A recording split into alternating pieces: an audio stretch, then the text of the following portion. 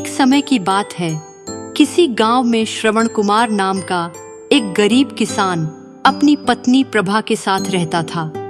उनके पास एक छोटा सा खेत था जिसमें खेती करके उनका गुजर बसर हो जाता था। एक दिन श्रवण कुमार ने अपनी पत्नी से कहा, कई दिनों से मेरे मन में एक विचार आ रहा है। कैसा विचार? यही कि मैं जितनी मेहनत अपने खेत पे करता हूँ, उससे जो अनाज पैदा होता है उससे हमारा गुजर बसर नहीं हो पाता। क्यों ना हम गांव के जमींदार को अपनी जमीन बेच दें और उन पैसों से कोई व्यापार चालू करें। ये आप क्या कह रहे हैं? धरती तो हमारी माँ है, हम उसे कैसे बेच सकते हैं? हम आधी रोटी खाकर ही खुश हैं। ज्यादा पैसों का लालच अच्छी बात नहीं है। हम अपनी जमीन नहीं बेचेंगे। तुम तो मेरी कोई बात मानती ही नहीं। ठीक है, कुछ दिन बाद तुम्हें अपने आप ही समझ आ जाएगा।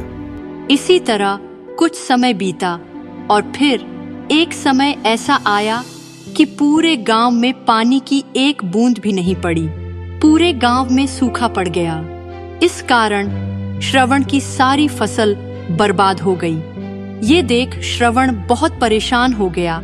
उसने घर आकर प्रभा से कहा, प्रभा, मैंने कहा था ना कि जमीन बेच देते हैं, लेकिन तुम नहीं मानी। अब देखो, भूखे मरना पड़ेगा। पूरे गांव में सूखा पड़ा है, सारी फसल तबाह हो गई है। अब क्या करें बताओ? आप ऐसे क्यों बोल रहे हैं? बारिश नहीं हो रही है, इसमें किसका दोष है? इतने सालों से यही जमीन तो हमें खिला रही थी ना। आप चिंता न करें, आप मेरे साथ भगवान विष्णु के मंदिर चलिए। वो सब के पालनहार, उनसे प्रार्थना करते हैं, सब ठीक हो जाएगा। मन में आशा लिए प्रभा और श्रवण भगवान विष्णु के मंदिर पहुंच जाते हैं और भगवान के सामने बैठकर रोने लगते हैं। हे प्रभु, हमारी पुकार सुन लीजिए। हम आपके अभागे आपके द्वार आए हैं। हमारी विनती सुन लीजिए प्रभु, हमारी विनती सुनिए। क्या हुआ बेटा, क्यों परेशान हो? पंडित जी, गांव में कई दिन से सूखा पड़ा, जिस वजह से हमारी फसल खराब हो गई। हम भगवान से यही विनती करने आए हैं कि हमारे गांव में वर्षा करा दे। बेटा, बुरा न मानो तो कुछ पूछूं? पूछिए पंडित जी। बेटा, क्या तुमने अपने जीवन में कभी किसी प्यासे को पानी पिलाया है? नहीं पंडित जी, कभी ऐसा मौका ही नहीं आया। मैं तो सुबह खेत में जाता हूँ, शाम को घर वापस आ जाता हूँ। बेटा, जब तुमने कभी पानी दान नहीं दिया तो भगवान से पानी क्यों मांग रहे हो? प्रभु ने जितना दिया वही काफी है। पंडित जी, ये तो मैंने कभी सोचा ही नहीं। बेटा, इस गांव में एक भी प्याऊ नहीं है। गांव के सब लोग स्वार्थी हैं।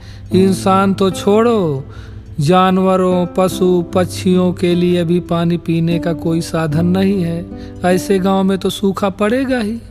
हम तो पहले ही इतने बड़े पाप के भागी हैं और आप ऐसे में धरती माता को बेचने की बात कर रहे थे, जिसका कर्ज हम 7 जन्म तक नहीं उतार सकते।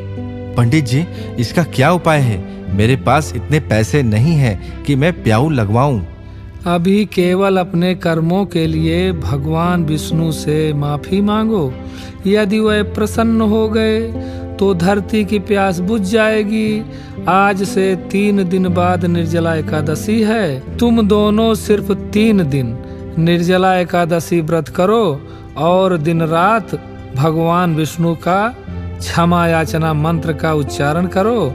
प्रभु अवश्य तुम्हारी प्रार्थना सुनेंगे। प्रभा और श्रवण ने पंडित जी की बात मान ली और वो दोनों एक पेड़ के नीचे ध्यान लगाकर बैठ गए और जप करने लगे।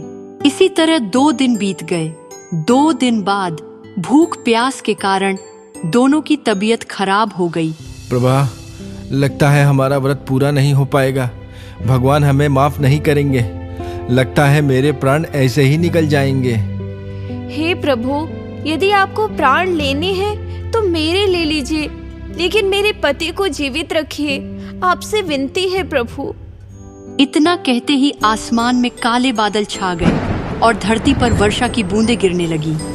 वर्षा की कुछ बूंदें प्रभा और श्रवण के मुंह में पड़ दी, जिनसे उनका व्रत पूर्ण हो गया।